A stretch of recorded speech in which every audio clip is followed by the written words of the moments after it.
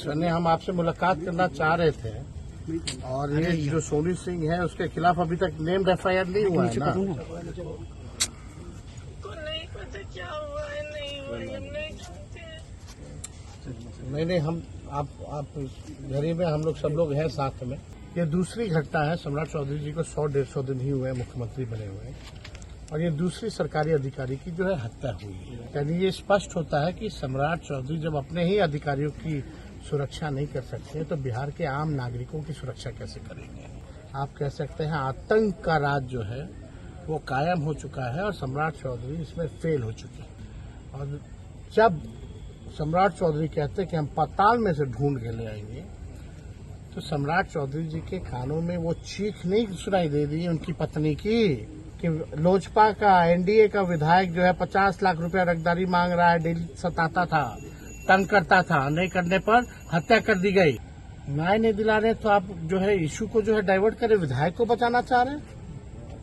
अपनी किरकिरी ना हो, नाक ना कटे, इसलिए जो गिरफ्तारी जिसकी होनी चाहिए सोनू सिंह की, जिसको सजा होना चाहिए, आप उसको बचा रहे हैं। आपके उस डिवीजन के आईजी साहब जाते हैं, बिना पोस्टमार्टम रिपोर्ट आए हुए सारा चीज सुना दिया, बिना इन्वेस्टिगेशन हुए। अभी पोस्टमार्टम रिपोर्ट आएगा, इन्वेस्टिगेशन होगी, कैसे क्या हुआ है, आप पहले ही जो है इश्यू को डाइवर्ट कर रहे हैं। नमस्कार, मैं संतोष सिंह और आज हम बात कर रहे हैं डेहरी के नगर परिषद के उस एग्जीक्यूटिव अफसर का जिसकी कल देर रात हत्या कर दी गई थी। उस हत्या के खिलाफ आज उनके तमाम सहयोगी सड़क पर दिखे और मांग भी करते रहे कि उन्हें न्याय मिलना चाहिए। इस बीच इस हत्याकांड को लेकर उनकी पत्नी का भी बयान आया, जिसमें वो डेहरी के विधायक पर गंभीर आरोप लगाए। लेकिन एफआईआर की कॉपी देखिए, इनकी पत्नी ने जो एफआईआर की है उसमें विधायक की चर्चा तक उन्होंने नहीं किया। और एफआईआर देखकर साफ दिख रहा है कि वो पूरी तौर पर इस हत्याकांड में ड्राइवर के शामिल होने की ही बात लिखी है। वजह भी लिख दी है एफआईआर में कि इनको हटाने के लिए कह रहे थे, इसीलिए इसने मार दिया। अब आप समझ सकते हैं ये एफआईआर वो खुद लिखी है या पुलिस द्वारा लिखाई गई है, ये बहस का मुद्दा हो सकता है। लेकिन एक बात तो तय हो गया, जिस तरीके से पुलिस का बयान आया है और पुलिस अपने बयान के आधार पर जो एविडेंस प्रस्तुत किया है, फॉरेंसिक रिपोर्ट जो आया है, उस रिपोर्ट के बाद ये तय मानिए कि जो सतेंद्र दुबे, याद करिए 2003 में गया में ही एक एनएचआई के इंजीनियर की हत्या हो गई थी। रात में वो ट्रेन से उतरा था और ऑफिस जा रहा था और उसकी हत्या हो गई थी। और उस हत्या को लेकर बड़ा बबेला मचा था पूरे देश में। वाजपेयी जी प्रधानमंत्री थे, भ्रष्टाचार को लेकर उन्हें वो चिट्ठी लिखा था। सीबीआई ने इस मामले में कुछ लोगों को गिरफ्तार किया, जिसको सजा भी मिली और कहा गया कि ये रोड रॉबरी का मामला था।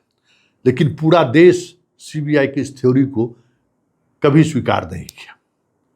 ठीक उसी तरीके से डेहरी के जो एग्जीक्यूटिव अफसर हैं विमल कुमार, उनकी हत्या को लेकर पुलिस जो भी दावे कर ले, सारे एविडेंस लेकर भी सामने क्यों न आ जाए, लेकिन कोई विश्वास नहीं करेगा।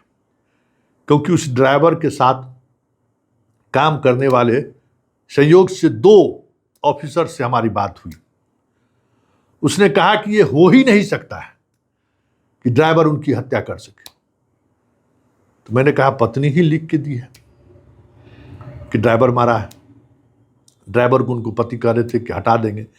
ये बात एफआईआर में लिखना, और वो भी इस स्थिति में जिसके हस्बैंड की हत्या हो जाए और वो ड्राइवर हत्या क्यों किया है इसका कारण वो खुद एफआईआर में लिख दे कि पति हमेशा उसको कहते थे कि नौकरी से हटा दे, ये तो विश्वास से परे वाली बात है भाई।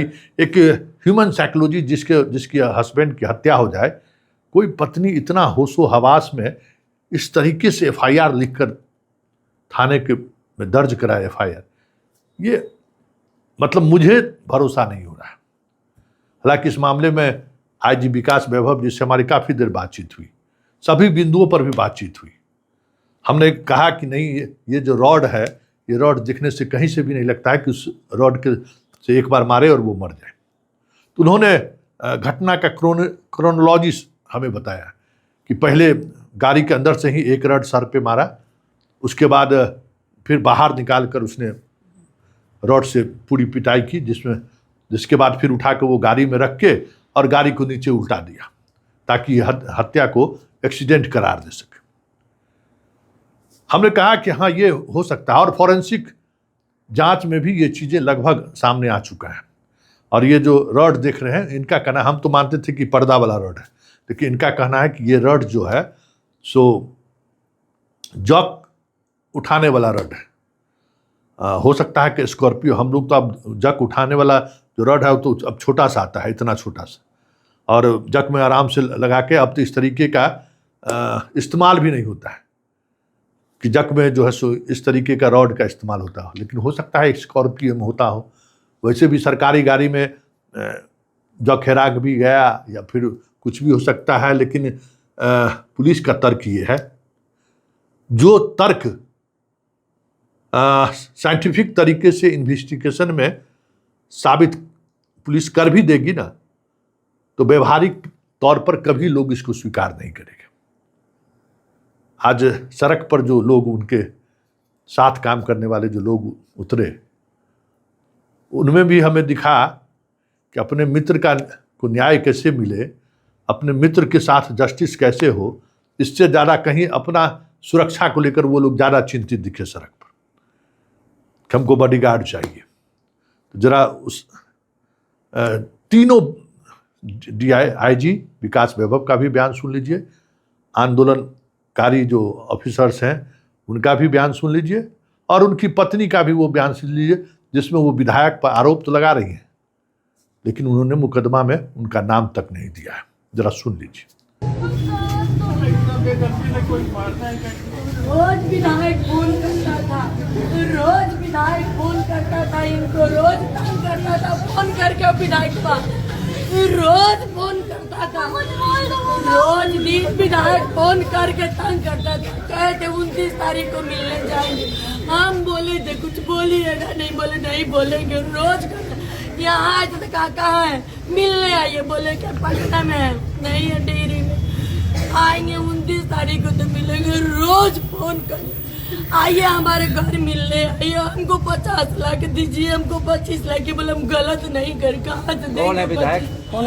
वही डेयरी का विधायक रोज फोन करता था, जो नया बना, रोज दिन फोन करता था, रोज। और 2 दिन पे हमको नगर पालिका में आना, क्या क्या बोलता था हमको बताते नहीं थे, जो बोलते थे तो सुनते थे। हाँ सर, हाँ सर, हाँ सर।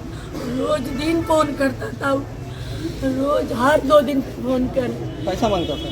हाँ, पैसा मांगता था, हर दिन फोन करे, बोले हम कहाँ से देंगे, गलत। हम बोले यहाँ से चलिए, कोई छोटा सा जगह पे पकड़ लेंगे, यहाँ से गलत नहीं करेंगे, चलिए। रोज फोन करे, रोज फोन करे। 29 तारीख को मिलने गए थे उससे, क्या हुआ हम नहीं जानते, आ जाते तो हमको बताते क्या हुआ था उस बारे में। ये मिथिलेश्वर साथ गया, ड्राइवर के साथ मिलकर जरूर ये कांड किया है, कोई ना कोई ड्राइवर के साथ मिला हुआ है, इतना दर्दनाक तरीके से मारा है। ड्राइवर हमको फोन किया, साहब को अपाची वाला मारा। स्कॉर्पियो है, स्कॉर्पियो पर उतना भारी, रोक के धक्का दे दिया होगा और मार के पकड़ दिया। तब कहा हमको कि साहब नहीं है। साहब बोले साहब एक्सीडेंट हो गया है, मित्र से नहीं। बोले आप बोल रहे हैं मेरे साहब को क्या हो गया? बोले साहब नहीं है। क्या ड्राइवर क्या बोला था? ड्राइवर छोड़ के कि मैडम सर नहीं रहे। हम बोले क्या हुआ? तो अपाची वाला मार दिया है। हम बोले एक्सीडेंट हुआ है, तो नहीं अपाची वाला मारा है। हम बोले आप कहाँ थे? आप नहीं बचाए, आप गाड़ी रोके का है? तो गाड़ी रोको। हम बोले आप रोके का है गाड़ी? वो कुछ नहीं बोला, भागने लगा। हम बोले मेरा साहेब कहाँ है? क्या कहेंगे मुख्यमंत्री से? नार्को टेस्ट करवा के जितने भी लोग जितने भी लोग संलिप्त है इसमें सारे लोगों को उसको जितना जैसे मेरे साहब को मारा वैसे ही मारो, वैसे ही मारो, काट दो। ये सब ट्रेंड बना लिया है मीडिया, सब ट्रेंड बना लिया है कि पदाधिकारी सबसे कमजोर है। कहीं से बलि का बकरा बनना, पदाधिकारी को ही बनना है। सारा मंत्री विधायक सेफ रहेगा, जो बनेगा पदाधिकारी के मत्थे फुटता है। बिहार पीसीएस में जो भी अधिकारी है, चाहे किसी भी सेवा के हैं, जो फील्ड में है, उनको जरूरत पड़ती है। ये लोग कुछ बड़े बड़े अधिकारी है, पूरा सुरक्षा है, स्कॉट है, सब कुछ है, लेकिन फील्ड में नहीं होता है। जो फील्ड में है, जो काम करते हैं, उनको कोई सुरक्षा नहीं है।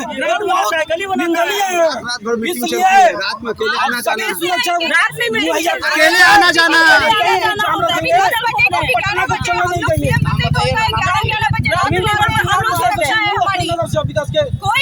कोई गुंडा मवाली आके गोली चला के चल जा रहा है, मारपीट के चल जा रहा है। ऐसे कर देंगे, वैसे कर देंगे, कब तक ऐसे काम करते रहेंगे? एक सिक्योरिटी ही तो मांग रहे हैं ना हम लोग, सिक्योरिटी मांग रहे हैं, जो मांग रहे हैं पीड़ित परिवार। अगर अर्बन ट्रांसफॉर्मेशन हो रहा है तो अर्बन ट्रांसफॉर्मेशन विदाउट सिक्योरिटी कैसे पॉसिबल है, बताइए मुझे। ग्राउंड लेवल पर हम लोग दिन रात बिहार ट्रांजिशन फेज में है और इस ट्रांजिशन फेज में सबसे ज्यादा नगर प्रशासकों को चैलेंजेस है।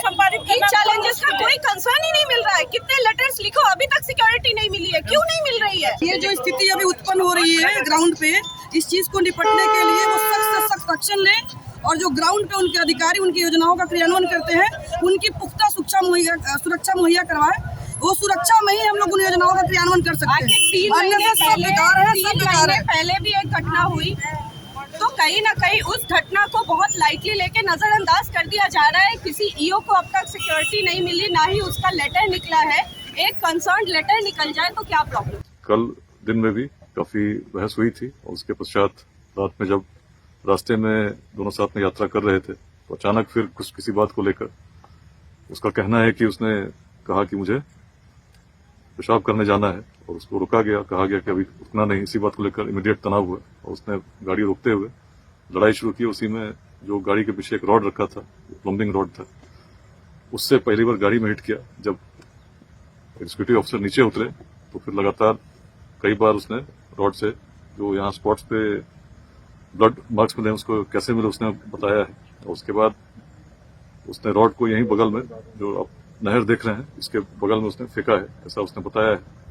और उसके बाद उसको लगा कि बचने के लिए किस प्रकार की कहानी बनाई जाए। तो पहले तो उसने गाड़ी को यहाँ पर इस रूप में पार्क किया सुरक्षित, ताकि एक्सीडेंट जैसा प्रतीत हो। फिर बाद में उसे लगा कि शायद ऐसा इस कहानी में संदेह होगा, तब उसने ये अपाची वाली कहानी बना करके फोन किया अपने किसी स्टाफ को, जहां पुलिस को इस कहानी की जानकारी मिली। पुलिस सभी बिंदुओं पर इन्वेस्टिगेट कर रही है। उनके घर के लोगों का मुआवजा था, साथ साथ में उनकी वाइफ को जॉब का था, साथ साथ में जितने भी ईओ हैं उन लोग के सुरक्षा के लिए बॉडीगार्ड जो भी चाहिए, वो शहीद का भी दर्जा था, सबको गार्ड का दर्जा था। यही 4-5 हम लोग का डिमांड था, उस पर सभी लोग एग्री हो गए हैं, सभी सर लोग भी साइन कर दिए हैं, हमारे तरफ से भी साइन हो गया। तो आपने सुन लिया, तो ये तय समझिए कि ये पूरा मसला अब सतेंद्र दुबे की तरह रहस्य बिहार की जनता के सामने बनी रह जाएगी। वैसे विकास वैभव का जो तर्क है, उस तर्क को साइंटिफिक तरीके से या साइंटिफिक कसौटी पर तुम्हें खरे उतारना पड़ेगा, क्योंकि ये मसला वहाँ के विधायक से जुड़ा हुआ है और विधायक और कार्यपालक पदाधिकारी के बीच रिश्ता सही नहीं था। ये उन्होंने अभी विधानसभा के कार्रवाई के दौरान सवाल खड़े करके दिखा भी दिया है। अब बताइए, एक कार्यपालक पदाधिकारी जिम्मेवार है जल हर घर जल नल योजना के लिए। कार्यपालक पदाधिकारी की हैसियत क्या है? जहाँ नगर परिषद का चेयरमैन डायरेक्ट चुन के आए, लेकिन है उसने ऑफिशियली दिया है उन्होंने, आप वो भी देख लीजिए, जरा आप गौर से देखिए कि क्या कह रहे हैं वो सदन में, देखिए। मैं बताना चाहूँगा कि हमारे यहाँ डेहरी डालमियागढ़ में जो आपके एग्जीक्यूटिव ऑफिसर हैं, एगो कहानी सुने होंगे कि जब सैया भय कोतवाल तब डर काहे को बोलते हैं। हमारे यहाँ माननीय मंत्री की स्थिति स्पष्ट कर दी है। हमारे यहाँ कि बताना आप चाहेंगे प्रश्न थोड़ा को सा, जाते एक हैं। मिनट हमारा प्रस्ताव सुन लिया जाए। हमारे यहाँ 5 करोड़ की पेंटिंग होती है, लेकिन वहाँ की ना रोड बनता है ना नाली बनता है, और हमारे तरफ सोन और एक तरफ नहर है। कभी जल जमाव की हमारे समस्या है, कहीं लो लैंड ही नहीं है, लेकिन उनको बार बार कहने पर, और 50 लाख के भवन में 3 करोड़ का उन्होंने अपना ऑफिस बनाया जाता है, लेकिन नगर भवन नहीं बनाया जाता है। सदन देख लिए, सदन में वो बात कही है, लेकिन उनकी पत्नी ने सिर्फ मीडिया को बयान दिया। कहीं एफआईआर में ये बात दर्ज तक नहीं है। तो चलिए, एक ईमानदार ऑफिसर जो उनके जानने वाले लोग हैं, उनका मानना है कि आज के सिस्टम में जिस तरीके के अफसर हैं, उसमें ये बेहतर अफसर के रूप में इनकी पहचान थी, जो कहीं न कहीं भ्रष्टाचार की इस गंगोत्री में डुबकी लगाने के बजाय थोड़ा कह सकते हैं कि थोड़ा ऑफेंसिव हुआ कि नहीं, इस हद तक हम नहीं गिर सकते, तो आज उनको गिरा दिया गया परमानेंट, अस्थायी तौर पर, कि फिर कभी उठ नहीं पाएंगे।